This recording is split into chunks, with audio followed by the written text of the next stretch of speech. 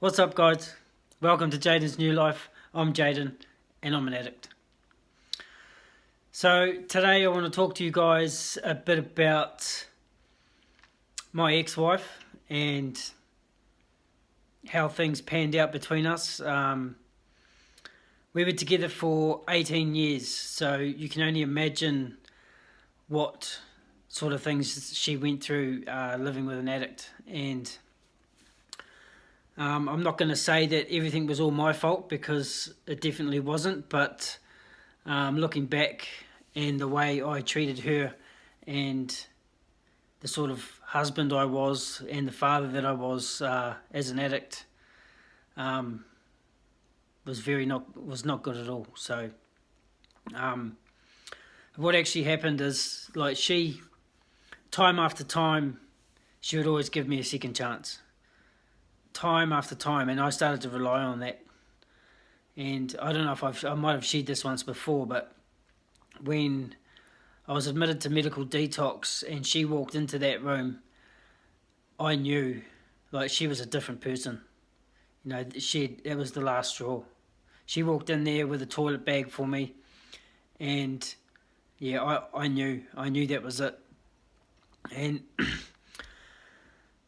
even after going to treatment, I still held on to some hope. I was still holding on to hope. And while I was staying in this respite care, before I went to treatment, this amazing lady that took me in, her name was Karen Wheel. She is such a knowledgeable woman, and she just opened her house to me. And she used to run respite cares, but she'd actually stopped doing it. But my sister found an old ad of hers, and she ended up ringing her up, and she took me in. But this lady used to, she was such a wise woman. And I remember sitting down talking to her one day about my ex-wife and my love for her, and she said to me that I think one day that you're going to find that once you come out of rehab, that you'll probably never look at that woman the same way again. And, she said that to me, and I didn't really take it on board. But about halfway through my treatment, my ex-wife actually told me that she had met someone else. And although that was very, very difficult to hear, I was in the absolute best place to be hearing that sort of news. Where I did quite a lot of work around it. But still, I was holding on to hope.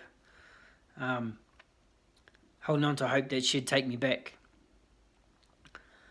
But after coming out of treatment and being a completely different person when I left that place, I started to, work on my recovery still on a daily basis, going to meetings and whatnot. And all of a sudden, over time, we started to grow this relationship, and it was like never before. And those words that lady said were absolutely true. I do not look at her the same way that I ever did. And to be honest, our love died. We were together for 18 years. Our love died, 6 or 7 years prior to us breaking up. But a lot of that, I look back over what my love for her was, and my love was more revolved around what she could do for me. I'd come home, I didn't do any cleaning, I didn't do any cooking. I very rarely did any cooking. My clothes were always folded, and this is what I sort of was associating love with, not an actual intimate bond that love should be. And so yes, that lady was very right. I do not look at her the same way anymore. But the most amazing thing has happened, and the best possible outcome for my children is that we are now one big happy family. Her and a new partner, and I'm so grateful. Through my recovery, I actually met the love of my life, and she is my best friend. I can spend every waking moment with her, and I don't even get sick of her. We're into the same things. It's amazing. And for us now to be this one big family that can all love and care for our children, it's absolutely amazing, you know.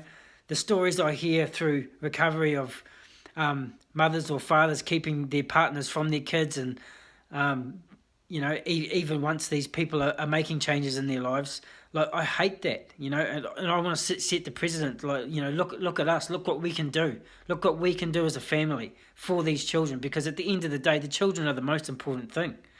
You know, they're the most important thing. And the relationships that I've built with my children over the last 6 years, words can't express the gratitude I have for that. You know, like I might have pretended to be there as a father in the past, but I was not present. You know, I'd never looked at my children as three individual people. I looked at them as a unit, you know, and now I've got to know each and every one of those personalities of those kids, and I love them all so much in so different ways, you know.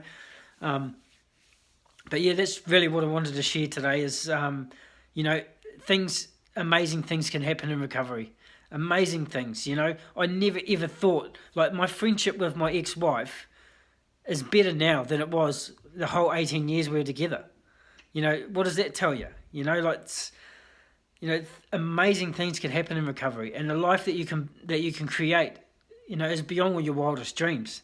And they always said that to me, you know, sit here till the miracles happen. Well, every single day was a miracle to me, sitting in one of those seats in the rooms. Every single day, you know. So, yeah, that's really what I just wanted to talk to you guys about today. And, you know, it is possible. It is possible to rebuild these relationships and actually create a life that you love. You know, I'll strive to be the best possible version of myself. And I'm not perfect. Don't get me wrong. I'm not perfect in any way. But I can sit there and I can admit my faults. And when I get into a situation and I can look back at it and I can see that I was at fault, I'll take ownership of that. You know, and I'll make amends where I need to make amends. And that's what, you know, that's what's creating this honest and open relationship I have with everybody in my life now. So it's just truly awesome. So anyway, I'm going to leave the video there for today. So if you haven't already and you're watching, please subscribe to my channel. I'm coming out weekly with videos. Probably looking at soon in the future to make them a bit more regular than once a week, but at the moment that's what I'm comfortable with, so that's what I'm going with. But if you have any questions at all, if you want to touch base on a private note, just send me a message. It's all good. I'm always here. So yeah, if, like I said, subscribe to my channel, and I'll see you all again next week. See ya.